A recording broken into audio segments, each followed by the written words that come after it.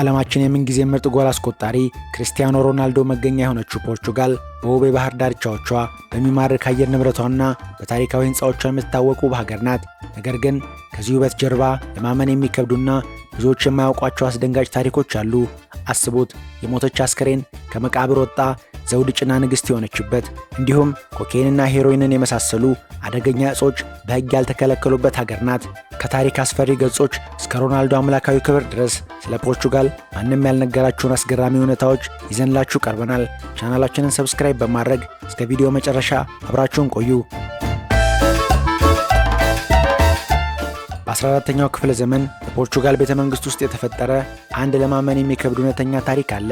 የፖርቹጋሉ ልዑል ፔድሮ ኢኔዝ ከተባለች የቤተ መንግሥት አገልጋይ ጋር በጥልቅ ፍቅር ይወድቃል። ነገር ግን ንጉሥ የነበረው አባቱ ይህንን ፍቅር ባለመቀበል ልዑሉ በሌለበት ሰዓት ሴትዮዋን በነፍሰ ገዳዮች ያስገድላታል። ልዑል ፔድሮ ይህንን ሲሰማ በንዴት ያብዳል።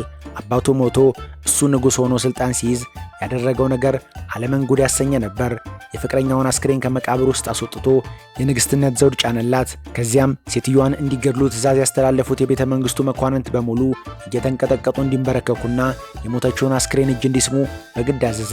ይህ ታሪክ እስከ ዛሬ ድረስ በሀገሪቱ ከሚነገሩ እጅግ አስደንጋጭ ፍቅርና የበቀል ታሪኮች አንዱ ነው። በ1755 የፖርቹጋል ዋና ከተማ ሊዝበን በአንድ ቀን ውስጥ የዓለም ፍጻሜ የሚመስል ጥፋት አስተናግዳለች። ህዳር 1 ቀን ጠዋት ሕዝቡ በሙሉ ቤተ ክርስቲያን ውስጥ እያለ እጅግ ግዙፍ የሆነ የመሬት መንቀጥቀጥ ከተማዋን ይመታታል። ከፈረሱት ሕንፃዎችና ከሚነደው እሳት ለማምለጥ በሺዎች የሚቆጠር ሕዝብ ወደ ባህር ዳርቻ ሲሸሽ ሌላ አስደንጋጭ ነገር ጠበቃቸው። ከ40 ጫማ በላይ ግዙፍ የሆነ ሱናሚ ከውቅያኖስ ተነስቶ ከተማዋን አጥለቀለቃት። ከውሃው የተረፈው ደግሞ በከተማዋ ለ6 ቀናት ባልቆመ እሳት ወደመ። በአንድ ቀን ብቻ ከ50 ሺህ በላይ ሰዎች ሲያልቁ ይህ አስደንጋጭ ክስተት የፖርቹጋልን ዕጣ ፈንታ ብቻ ሳይሆን የአውሮፓውያንን የአስተሳሰብ አድማስ ለዘላለም የቀየረ ነበር። ፖርቹጋል በአሁኑ ዘመን ዓለምን ያስገረመችበት ሌላው ነገር አስገራሚው ሕጓ ነው።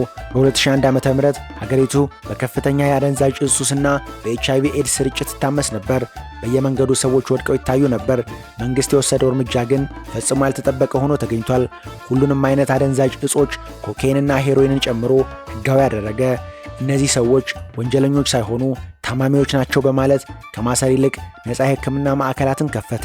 ይህ ውሳኔ በመጀመሪያ እብደት ቢመስልም ዛሬ ላይ ግን ፖርቹጋልን ከከፍተኛ ቀውስ ያዳናትና ሌሎች አውሮፓውያን የሚቀኑበት አስገራሚ ስልት ሆኖ አልፏል። ከዚህ ሁሉ የታሪክ ማዕበልና ውጣ ውረድ ውስጥ ነው ክርስቲያኖ ሮናልዶ ብቅ ያለው። ሮናልዶ የተወለደው ከዋና የፖርቹጋል መሬት ርቃ በምትገኘው ማዴራ በተባለች ትንሽ የእሳተ ገሞራ ደሴት ላይ ነው። ድሃ ቤተሰብ ውስጥ ተወልዶ በልጅነቱ መንገድ እየጠረገ ያደገው ይህ ልጅ ዛሬ ላይ ለሀገሩ ከፈጣሪ ቀጥሎ የሚመለክ ንጉሥ ሆኗል። ሀገሪቱ ለሱ ካላት ክብር የተነሳ ዓለም አቀፍ አየር ማረፊያዋን በሱ ስም ሰይማለች።